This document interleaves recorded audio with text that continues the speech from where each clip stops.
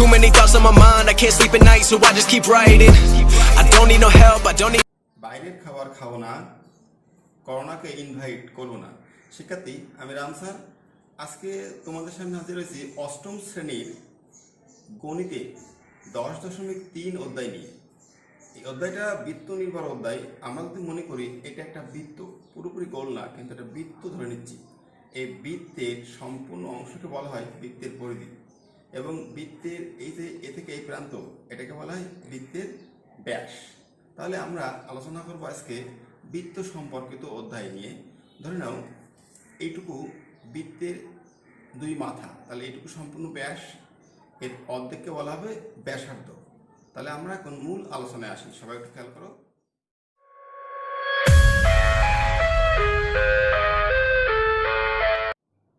শিক্ষার্থী, তাহলে আমার আজকের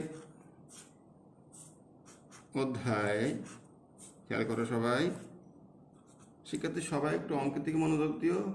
আমি আগে অধ্যায় পড়ে নিই একটু। আমার আজকের অধ্যায় হচ্ছে 10.3। আজকের অধ্যায় 10.3। এই অধ্যায়ে আমাকে একটা বিষয়ে সম্যক জ্ঞান লাভ করতে হবে বা ধারণা থাকতে হবে। আমি একটা ছবি আঁকি, তোমরা একটু খেয়াল করো। দেখো, আমি এই সবাই এটা পারো আঁকতে, আমি এটা একটা বৃত্ত আঁকছি। দেখো ভালো করে, সবাই মনোযোগ দিও। এই যে বৃত্তটা আঁকছি এর কিছু কাজ আছে। আমরা যখন বৃত্তটা আঁকছিলাম, এটাকে বলে বৃত্তের কেন্দ্র।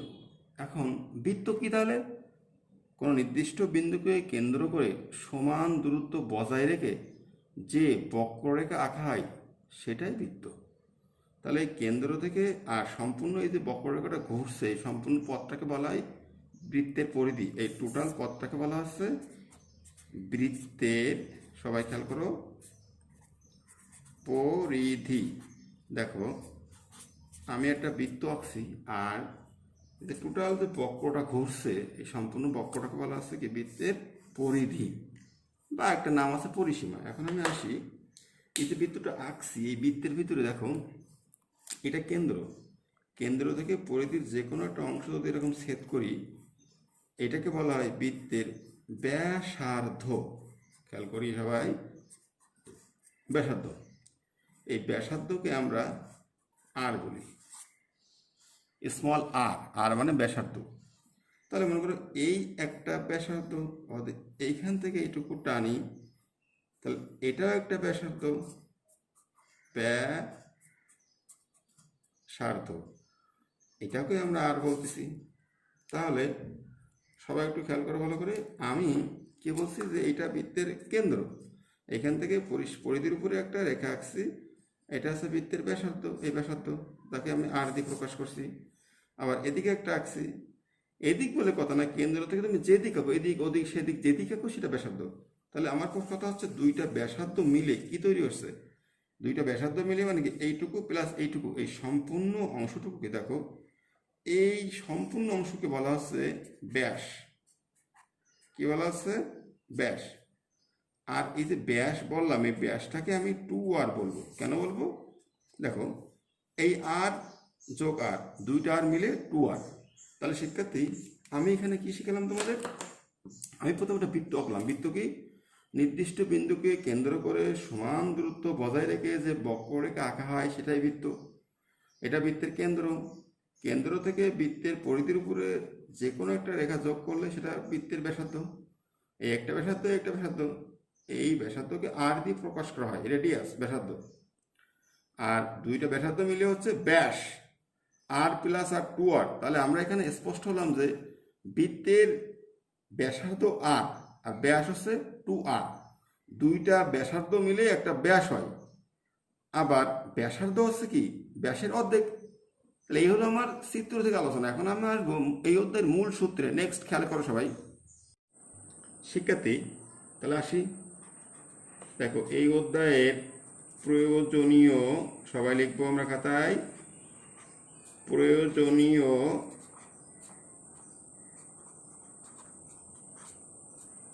সূত্রাবলী। সবাই একটু মনোযোগ দাও, খাতায় সবাই লিখবে, আমি তোমাদের টাইম দিচ্ছি। প্রয়োজনীয় সূত্রাবলী সবাই লিখে নাও।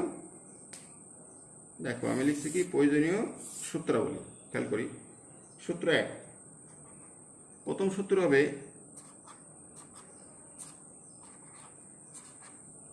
বৃত্তের ক্ষেত্রফল। বৃত্তের ক্ষেত্রফলের সূত্র হচ্ছে পাই আর স্কোয়ার। সবাই লেখো পাই আর স্কোয়ার। বৃত্তের ক্ষেত্রফল পাই আর স্কোয়ার, সবাই কিন্তু লিখবা। আচ্ছা 2 নম্বর দেখো সবাই, 2 নম্বর সূত্র হচ্ছে বৃত্তের পরিধি 2 পাই আর। ভালো করে বুঝি, আমি লিখছি কি তোমরা একটু একবার দেখে নাও, সবগুলো। বৃত্তের ক্ষেত্রফল পাই আর স্কোয়ার, বৃত্তের পরিধি 2 পাই আর, এইটুকু হচ্ছে বৃত্ত সংক্রান্ত সূত্র। এখন আরো কিছু সূত্র আছে, আমি একটু দেখি বা তোমরা খেয়াল করো। দেখো বেলন বা সিলিন্ডার, এরপরে লিখবো নাম্বার 3, এরকম হবে যে সমবৃত্ত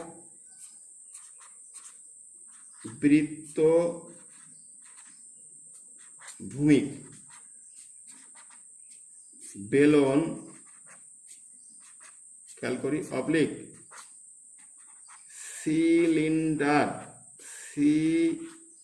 সিলিন্ডারের, সবাই মনোযোগ দাও, সমবৃত্ত ভূমিক বেলন অবলিক সিলিন্ডারের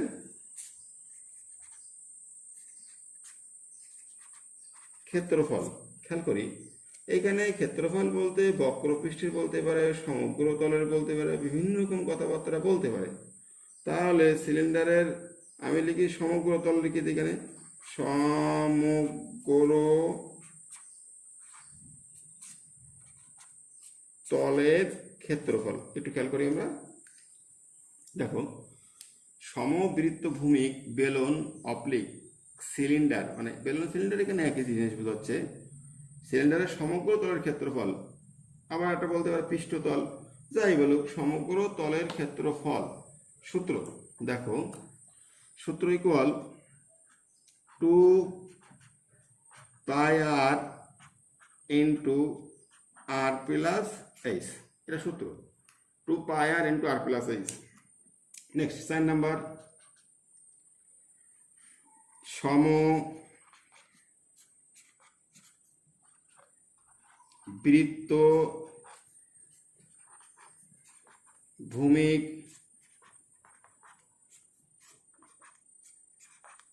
বেলনের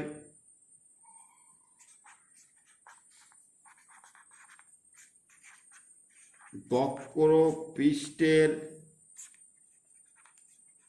ক্ষেত্রফল। সবাই খেয়াল করো মনোযোগ দিয়ে, 2 পাই আর এইচ। তাহলে আমি একটু তোমাদের এই 4টা সূত্র একবার রিভিউ দিই, সবাই খেয়াল করো। নাম্বার 1, বৃত্তের ক্ষেত্রফল। সবাই দেখো উপরের দিকে, সবাই উপরে চোখ দাও, উপরের দিকে সবাই চোখ দিতে হবে। শিক্ষার্থী সবাই উপরের দিকে খেয়াল করে একটু। 1 নম্বর, বৃত্তের ক্ষেত্রফল পাই আর স্কোয়ার, বৃত্তের পরিধি 2 পাই আর, সমবৃত্ত ভূমিক বেলন অবলিক সিলিন্ডারের সমগ্র তলের ক্ষেত্রফল 2 পাই আর ইন্টু আর প্লাস এইচ, সমবৃত্ত ভূমিক বেলনের বক্রপৃষ্ঠের ক্ষেত্রফল 2 পাই আর এইচ। এবার আমি দেখাবো কোনটারে কি বলা হয় বা অক্ষর পরিস্থিতি। আজকে আমাদের সাথে ক্যামেরায় সাহায্য করছে আমাদের ছোট্ট ছাত্র তন্ময়, দিগন্ত তন্ময় সবাই আমাদেরকে হেল্প করছে। এখন আমি এখানে অক্ষর পরিস্থিতি দেব। দেখো এখানে পাই একটা ধ্রুবক, এটা ফিক্সড মান আছে। এই মানটা সাধারণত ধরা হয় 22/7 অথবা 3.16। এখন এই পায়ে নিয়ে ব্যবহার হচ্ছে যে পায়ের মানটা কখনো কোশ্চেনে দেওয়া থাকে 3.14 থাকতে পারে বা 22/7 থাকতে পারে, যেটা থাকবে সেটা দিয়ে করবে। আর অন্য ক্ষেত্রে তুমি যেটা ব্যবহার করতে ইচ্ছা করবে, সমস্যা নাই। তবে কোশ্চেনে প্রায় প্রশ্নে পায়ের মানটা দেওয়া থাকবে যে এত ধরতে হবে পায়ের মান। আচ্ছা গেল পায়ের ব্যবহার। এবার সে আর তো আমি পূর্বে বলেছি রেডিয়াস মানে ব্যাসার্ধ। তাহলে আমি আর কে বলছে কি ব্যাসার্ধ। এরপরে আমার অক্ষর হচ্ছে একটা এইচ। এইচ হলো উচ্চতা। উচ্চতা এখানে আর কোনো অচেনা অক্ষর আমার নাই, আমার সব প্রতীক চেনা হয়ে গেল। পাই ধ্রুবক 22/7 3.1416 আর ব্যাসার্ধ এইচ উচ্চতা। এখন অনেকেই পায়ের মানটা মনে রাখতে কষ্ট হয়, সেক্ষেত্রে তোমরা একটা কাজ করবে, তোমরা প্রত্যেকে দেখো একটা জিনিস করবে। এই আমি একটা ক্যালকুলেটর আনছি তোমাদের সামনে, খেয়াল করো। প্রথমে ক্যালকুলেটরটা তোমরা অন করবে, খেয়াল করে ভালো করে সবাই শিক্ষার্থী। ক্যালকুলেটরটা আমি অন বাটনে চাপ দেবো, দেখো সবাই অন বাটন চেনো, এখানে হচ্ছে অন, এই যে ওয়েন, দেখছো শিক্ষার্থী। আমরা সবাই একটা ক্যালকুলেটর খেয়াল করছি, দেখো এই ক্যালকুলেটরে সবাই অন বাটন চিনি, আমরা এটা অন করব, খেয়াল করি, অন করছি। এরপরে একটু নিচের দিকে খেয়াল করো সবাই, দেখো লেখা আছে এখানে ইএক্সপি পাই, ভালো করে খেয়াল করতে হবে তোমাদের প্রত্যেকের। ইএক্সপি পাই, ইএক্সপি পাই, দেখছো এটা চাপতে গেলে পায়ের রং, যে রংটা দেখো যে কালার, এই কালারটা উপরের দিকে খেয়াল করো একটু, উপরের দিকে একটা কালার আছে শিফট বাটন, এই শিফট বাটন চাপতে হবে। অন করে শিফট বাটন চাপ দেবো, এই শিফট চাপ দিলাম, তারপর নিচে আসো শিক্ষার্থী সবাই দেখো। এখন আমি পাই চাপ দেবো, পাই প্রেস করবো, এই যে পাই, স্ক্রিনে খেয়াল করি, স্ক্রিনে কি লেখা আসছে দেখো পাই, দেখছো এই পাই লেখা আসার পরে আমরা এখন আবার নিচের দিকে যাবো, সবাই নিচের দিকে আসে ক্যালকুলেটরে, একদম নিচে থেকে ইকুয়াল অপশন আছে, ইকুয়ালটা চাপ দেবো আমি, এই দিলাম, স্ক্রিনে দেখো পদ্মায় একটা মান আসছে দেখো 3.1415, এটা পায়ের মান। 3.14 ব্যবহার করে দেবে, কোশ্চেনে দেওয়া থাকে, ভালো না থাকলে এভাবে বের করে তোমরা করবে। কিভাবে? প্রথমে অন করবে শিফট, তারপরে ইএক্সপি চাপবে, হয়ে যাবে ইকুয়াল দিলে। নেক্সট শিক্ষার্থী সবাই মেইন বুক খুলি, আমরা মেইন বুকে 158 পেজ, দেখো অঙ্ক শুরু হয়েছে 12 নম্বর থেকে। নিম্ন বর্ণিত ব্যাসার্ধ বিশিষ্ট বৃত্তের পরিধি বের করো, নির্ণয় করো। কতে 10 সেমি, খতে 14 সেমি, গতে 21 সেমি, এইগুলো সব ব্যাসার্ধ, মানে আর এর মান দেওয়া আছে, বের করতে হবে পরিধি। তাহলে আমরা এগুলো সলভ করি, সবাই খেয়াল করো। নেক্সট শিক্ষার্থী তাহলে আমার অধ্যায় আমি একটু লিখে একবার সুন্দর করে, সবাই দেখো আমার আজকের অধ্যায়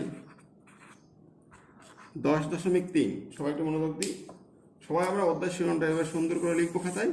লেখার পরে দেখো আমি লিখব 12 ক।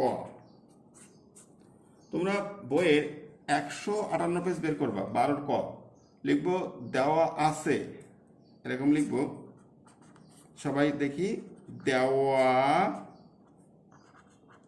আছে, এই দেওয়া আছে বৃত্তের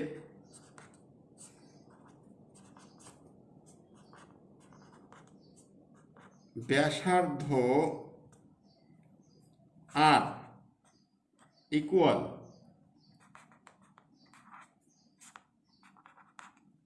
10 সেমি।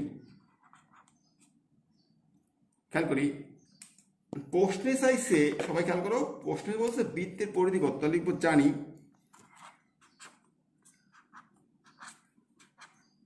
জানি বৃত্তের পরিধি সবাই জানো, আমি একটু শিখাইছি বৃত্তের পরিধি কি শিখেছি, 2πr। জানি বৃত্তের পরিধি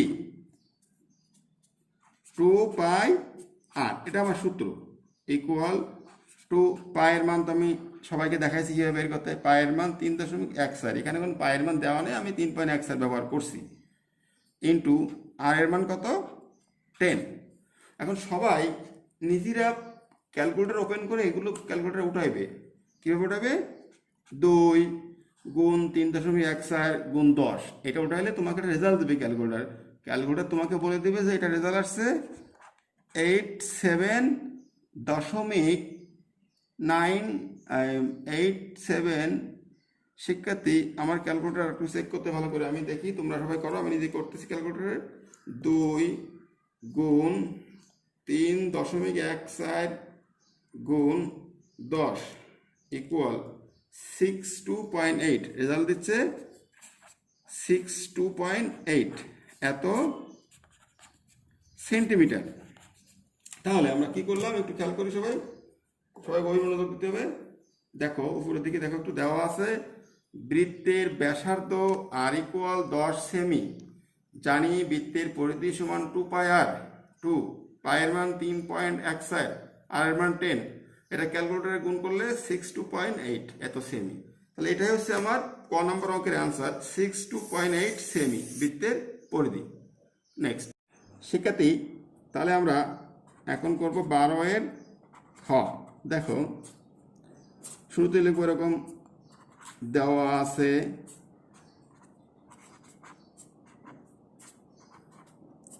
আমরা বলছি আমাকে ক্যামেরা হেল্প করছে আমাদের ছোট্ট ছাত্র তন্ময়, সে খুব ভালো ক্যামেরা চালাচ্ছে। দেওয়া আছে বৃত্তের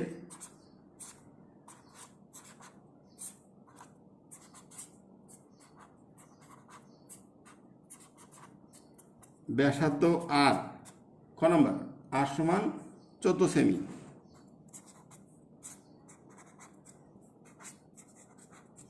বের করতে হবে বৃত্তের পরিধি। তাহলে আমরা আগের মতো লিখবো এরকম যে জানি, সবাই খেয়াল করো, জানি বৃত্তের পরিধি সূত্র 2 π r। এটা আমার সূত্রে দেওয়া, সূত্র জানতে হবে। এখন আমি মান দিব, দেখো 2 × π এর মান 3.14, আর এর মান 14। এখন প্রত্যেক হাতে একটা ক্যালকুলেটর নিয়ে নিজেরা যোগ করো, আমি তোমাদের স্ক্রিনে দেখাচ্ছি, তোমরা দেখো এটা অঙ্কটা ভালো করে। কত আছে জানো? 2 গুণ 3.14 গুণ 14, এটা গুণ করলে রেজাল্ট দেবে 87.92। 87.92, সবাই একই রেজাল্ট আসবে, 87.92 এত সেমি। তাহলে আমরা খ করলাম কত? 87.92। এখন শিক্ষার্থী তোমরা প্রত্যেকেই নিজেরা গ নম্বর অঙ্কটা সলভ করো। গ নম্বর অঙ্কে দেখো দেওয়া আছে, গ নম্বর অঙ্কে দেওয়া আছে, আমি একটু গটা মুখে বলি, তোমরা নিজেরা সলভ করো। ব্যাসার্ধ আর ইকুয়াল দেওয়া আছে 21, এই মানটা দেওয়া আছে। তোমরা এখন নিজেরাই গ সলভ করে আমাকে কত অ্যান্সার এসে বলো। আমি নেক্সট অঙ্কে যাই। নেক্সট শিক্ষার্থী খেয়াল করি 13 নম্বর, নিম্ন বর্ণিত বৃত্তের ক্ষেত্রফল নির্ণয় করো। ব্যাসার্ধ 12 সেমি, ব্যাস 34 সেমি, ব্যাসার্ধ 21 সেমি। দেখো ক আর গ একই অঙ্ক, আর খটা ভিন্ন, তাহলে আমি ক খ করে দিই, তোমরা গ করো। নেক্সট শিক্ষার্থী খেয়াল করি 13 এর ক, সবাই লিখব দেওয়া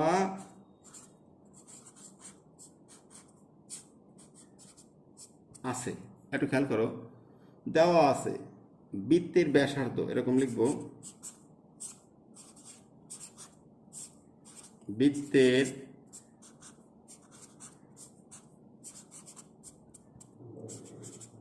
ব্যাসার্ধ আর ইকুয়াল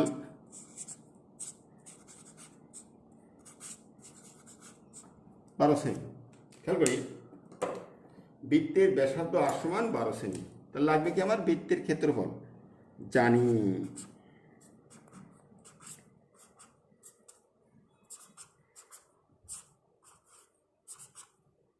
জানি বৃত্তের ক্ষেত্রফল, সবাই জানি এটা পাই আর স্কোয়ার।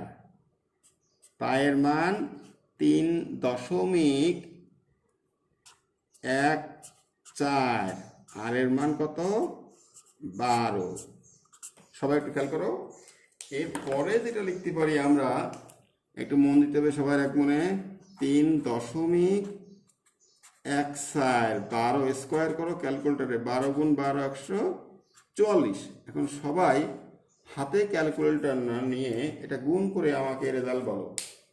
যে কোনো একজন বলবে রেজাল্ট, অবশ্যই যারা ভিডিও দেখছো ওদের মধ্যে একজন বলো। অনন বলো তো কত আসছে, কারণ অনন প্রতিনিয়ত ভিডিও দেখে। জোরে বলো। হ্যাঁ, 452.16 ক্ষেত্রফল, তাহলে বর্গ সেন্টিমিটার। এই দেখো, তাহলে অঙ্কটা আমি বুঝাই, একটু ভালো করে খেয়াল করো। দেওয়া আছে বৃত্তের ব্যাসার্ধ আর সমান 12 সেমি। জানি বৃত্তের ক্ষেত্রফল পাই আর স্কোয়ার। পায়ের মান 3.14, আর এর মান 12 স্কোয়ার হলো 144। এই দুটো গুণ করলে 452.16 বর্গ সেমি। এটা হলো আমার ক। নেক্সট খতে আসি। শিক্ষার্থী, তাহলে এখন আমরা করব 13 খ। প্রথমে লিখব দেওয়া আছে, সবাই লিখি আমরা। এই দেওয়া আছে, কি দেওয়া আছে? বৃত্তের ব্যাস, আমরা ব্যাসে কিন্তু 2r ধরছিলাম। বৃত্তের ব্যাস 2r সমান 34 সেমি। এটা ব্যাস থাকলে লাগবে ব্যাসার্ধ। অতএব বৃত্তের ব্যাসার্ধকে আর বলা হয়। ব্যাসার্ধ ব্যাসের অর্ধেক 34/2 সেমি। তাহলে অতএব আর সমান 17 সেমি। একটু খেয়াল করি আমরা সবাই ভালো করে। দেওয়া আছে বৃত্তের ব্যাস 2r সমান 34 সেমি, বৃত্তের ব্যাসার্ধ আর সমান 34/2 17 সেমি। এখন আমার প্রশ্নে বলছে শিক্ষার্থী বৃত্তের ক্ষেত্রফল, তো আমরা লিখবো এখন জানি। সবাই খেয়াল করি, জানি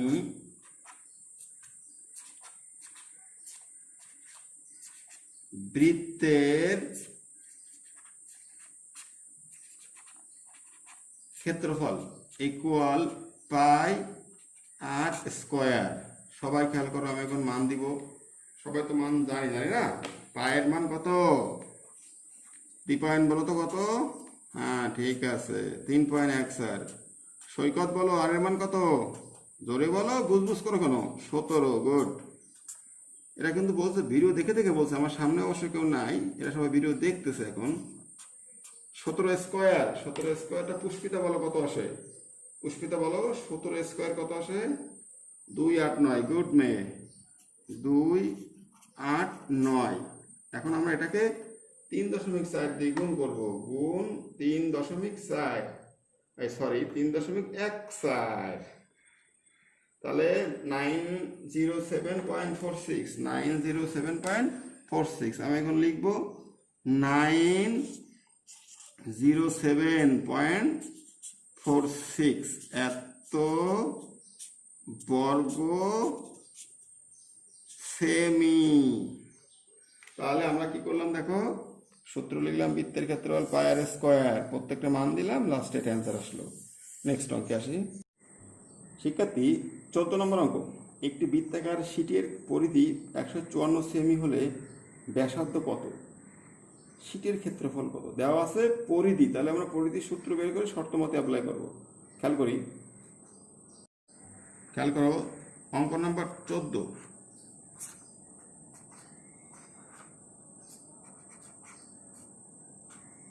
দেওয়া আছে বৃত্তাকার শীটের পরিধি, সবাই খেয়াল করো, বৃত্তাকার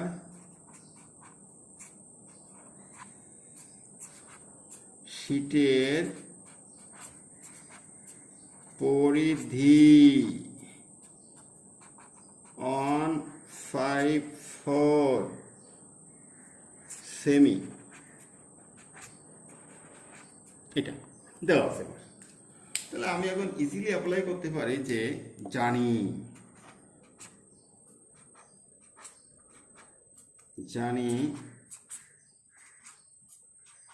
বৃত্তাকার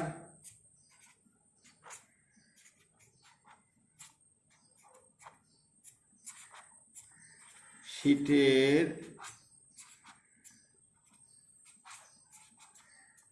পরিধি সমান 2πr। এটা তো আমার সূত্র।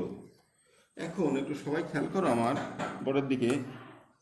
সেক্ষেত্রে খেয়াল করি, দেখো এখানে পরিধি আসে 154 আর এখানে পরিধি 2πr। তাহলে লিখবো শর্ত মতে 2πr সমান 154।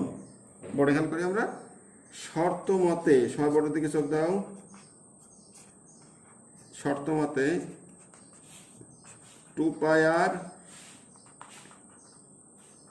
154, বা যদি বলি যে শুধু আর সমান কি হবে 154/2 পাই। কি করছি আমরা, 2 পাই গুণ ছিল ভাগ হয়ে গেছে, সবাই ভালো করে খেয়াল করো, 2 পাই গুণ ছিল ভাগ হয়ে গেছে, বা আর ইকুয়াল এই 2 দিয়ে এটাকে কাটবো, কাটলে কত হবে, একটু কাটাকাটি করে সবাই আমরা, যদি এটা কাটাকাটি করে দেখো 2 দিয়ে এটারে কাটি, তাহলে 7 দুগুণে 14, 7 দুগুণে 77 হয়, 77। আচ্ছা হলো, এখন আমি লিখব 77/পাই। সবাই খেয়াল করো, 77/পাই।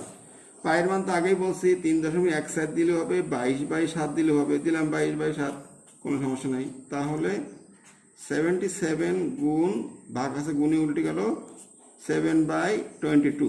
একটু খেয়াল করতে ভালো করে এখানে শিক্ষার্থী, আমি যে কাজটা করছি দেখো, এইখানে করছি যে 2 দিয়ে এটা 1 কাটছি, 77, তো 77 আছে নিচে পাই, পায়ের মান 3.14 বা 22/7 দিলাম, তাহলে এটা ভাগ আছে, ভাগ ভাগ থাকলে গুণে উল্টে যায়, উল্টে গেছে।